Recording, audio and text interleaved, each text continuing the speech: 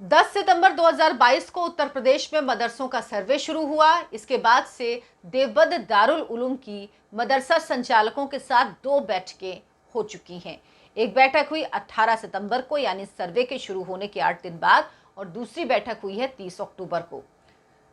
इस बैठक में क्या कहा गया, पहली बैठक और दूसरी बैठक में क्या अंतर था, क्या बात कही गई दारुल उलूम की तरफ से, और कितने मदरसे गैर मान्यता प्राप्त पाए गए हैं, दारुल उलूम ने इस पर क्या कुछ कहा है, क्या तब्दीली सिलेबस में उन्हें मंजूर है, किस बात पे उन्हें ऑब्जेक्शन है, ये सब कुछ आपको इस वीडियो में बताऊंगी। नमस्कार, बहुत बहुत स्वागत है आपका। आपके साथ मैं हूं अर्चना सिंह।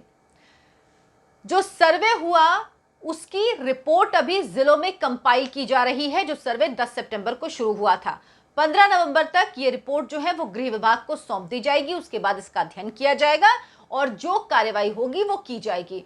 लेकिन उत्तर प्रदेश मदरसा शिक्षा परिषद से जो मान्यता प्राप्त मदरसे हैं वो हैं 16,513 और तकरीबन 8,000 गैर मान्यता प्राप्त मदरसे हैं जिनके बारे में पता चला इस सर्वे के दौरान। जिनको मान्यता नहीं मिली हुई है, उन्होंने मान्यता नहीं ली हुई है और ये मदरसे चल रहे हैं। इसमें सबसे बड़ी बात देवबंद दारुल उलूम मदरसा भी है, जो 156 साल पुराना मदरसा है। ये मदरसा भी ऐसा है जिसने मान्यता नहीं ली हुई है, मान्यता नहीं मिली हुई है इसको उत्तर प्रदेश मदरसा शिक्षा परिषद की तरफ से। ये मदरसा सोसाइटी एक्ट में पंजीकृत है, लेकिन इसने मदरसा परिषद से एफिलिएशन या मान्यता नहीं ली हुई है, नहीं मिला हुआ है उसको।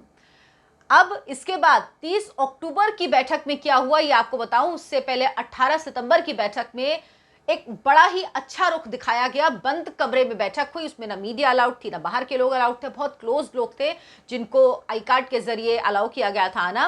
बाहर आकर मीडिया से बात करते हुए मौलाना अरशद मदनी, जो कि जमीयत उलेमाए हिंद के अध्यक्ष हैं, उन्होंने कहा कि सबको मदरसा संचालकों को सहयोग करना चाहिए। मदरसों के सर्वे में हमारे पास कुछ छुपाने को नहीं है, हमें सब कुछ बताना चाहिए। सरकार अगर ये सर्वे करवा रही तो अच्छी बात है, सरकार को सर्वे करवाना चाहिए, इससे हमें कोई दिक्कत नहीं है। लगा बड़ी प्रोग्रेसिव बात कर रहे हैं, बड़ी अच्छी बात कर रहे हैं। सरकार जो काम कर रही है वो इनको ठीक लग रहा है, यानी ये भी चाहते हैं कि मदरसों में जो बच्चे पढ़ रहे हैं वो मुख्य धारा से जुड़े और उसमें आए, इसीलिए ये बात मौलाना मदनी कर रहे हैं। लेकिन 30 अक्टूबर की जो बैठक हुई उसमें जो आपको रुख दिखेगा वो रुख एकदम अलग है।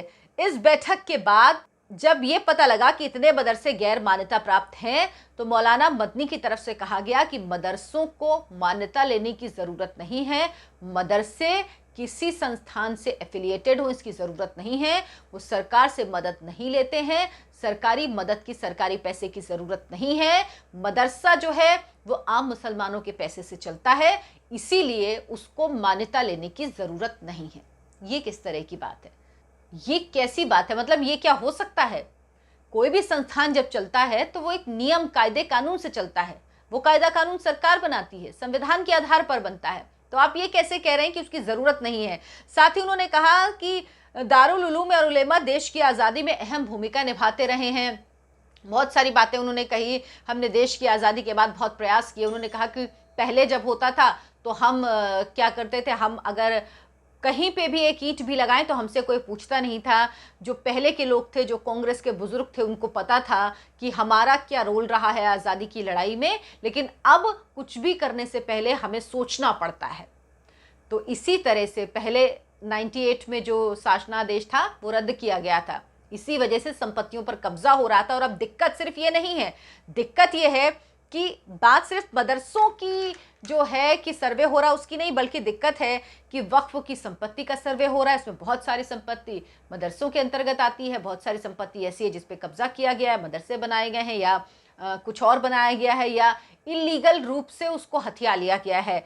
वक्फ एक्ट पर बात हो रही है, साथ ही साथ पीएफआई पर जिस तरह से सरकार ने कड़ी कार्रवाई की हुई है और प्लेसेस ऑफ वर्शिप एक्ट जिसको लेकर कोर्ट में सुनवाई चल रही है। तो ये सभी मामले हैं जिससे परेशानी है और इसीलिए ये रुख अब बदला हुआ नजर आ रहा है। जो कुलपति हैं देवबंद के उन्होंने कहा, दारुल उलूम के जो कुलपति हैं उन्होंने कहा है कि वो नासमझ लोग हैं जो कह रहे हैं कि कैरिकुलम में, पाठ्यक्रम में बदलाव होना चाहिए। वो कह रहे हैं इसकी कोई ज़रूरत नहीं है, सिलेबस में बदलाव की कोई ज़रूरत नहीं है। मदरसे जो तालीम है वो पुराने पाठ्यक्रम पे आधारित है और ये ऐसी ही रहनी चाहिए। यानी जो बच्चे मदरसों में पढ़ रहे हैं उनको मुख्य धारा से जोड़ने की ज़रूरत नहीं है, वो ये कह रहे हैं। क्या ये बात मानने लायक है? उत्तर प्रदेश सरकार ने तमाम बदलाव किए हैं। योगी आदित्यनाथ के आने के बाद मदरसों में किस तरह से एडमिशन हो, टीचर्स किस तरह से अपॉइंट किए जाएं, कैरिकुलम में क्या बदलाव किया जाए, मैथ, साइंस, कंप्यूटर बच्चों को पढ़ाया जाए, ये सब कुछ तय किया गया है। साथ ही साथ ये भी कि मदरसे में रोज राष्ट्रगान गाया जाएगा। पहले ये क्यों नहीं होता था? अरशद मदनी कह रहे हैं, मौलाना मदनी कह रहे हैं कि पहले भी इस तरह की बैठकें होती रही हैं। जो 30 अक्टूबर की बैठक हुई है उसमें 4,500 मदरसा संचालक शामिल हुए हैं। 4,500 मदरसे देवबंद चलाता है, जिसमें 2100 मदरसे यूपी में ही हैं उसके, जो उत्तर प्रदेश में चलते हैं। तो उन सभी के संचालक शामिल हुए। कह रहे 3-4 साल में ऐसी बैठकें होती हैं। अगर ऐसी बैठकें होती हैं तो अभी तक क्या हुआ? क्यों इन बच्चों की पढ़ाई पर, उनको कैरिकुलम में किस तरह से बदलाव किया जाए, उन्हें किस तरह से मुख्य धारा में जोड़ा जाए, ये क्यों शामिल नहीं किया गया? क्यों इस पर ध्यान नहीं दिया गया? जो दारुल उलूम कहता है देवबंद, वो आपको बताऊं कि हम कैसे नौजवान तैयार करते हैं। ये बेसिक लाइन है। अगर आप ये समझेंगे तो आपको समझ में आएगा कि बच्चों को शिक्षा भी किस तरह से दी जा रही है। ऐसे नौजवान तैयार करना मकसद है जो रंग नस्ल से हिंदुस्तानी हो, रंग और नस्ल से हिंदुस्तानी हो, दिल दिमाग से इस्लामी, जिनमें इस्लामी सभ्यता और संस्कृति की भावना जागी हो, वो दीन और सियासत के आधार पर इस्लामी हो। यानी कहीं आपको इस पे राष्ट्र का जिक्र नहीं दिखेगा, कहीं राष्ट्रभक्ति का जिक्र नहीं दिखेगा, कहीं देश का नाम नहीं दिखेगा।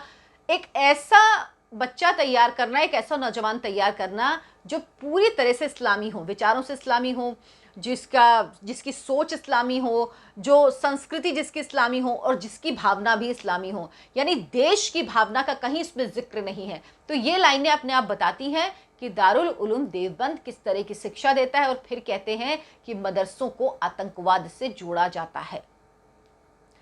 तो मौलाना मदनी, जमीयत उलेमा-ए हिंद वो संस्था है जो आतंकवादियों की मदद करती है। जितने आतंकवादियों को केस लड़ना होता है उनको फाइनेंशियल हेल्प यही करती है जमीयत उलेमा-ए हिंद। इसीलिए अगर वो ये कहते हैं कि हमें आतंकवाद से जोड़ा जाता है तो उनको भी सोचना चाहिए कि वो क्या कर रहे हैं।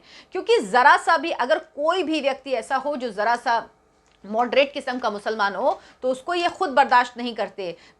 2011 में देवबंद के वीसी जो बने थे वो वस्तानवी थे, वस्तानवी बने थे 2011 में, जो कट्टर नहीं थे, मॉडरेट किस्म के मुसलमान थे।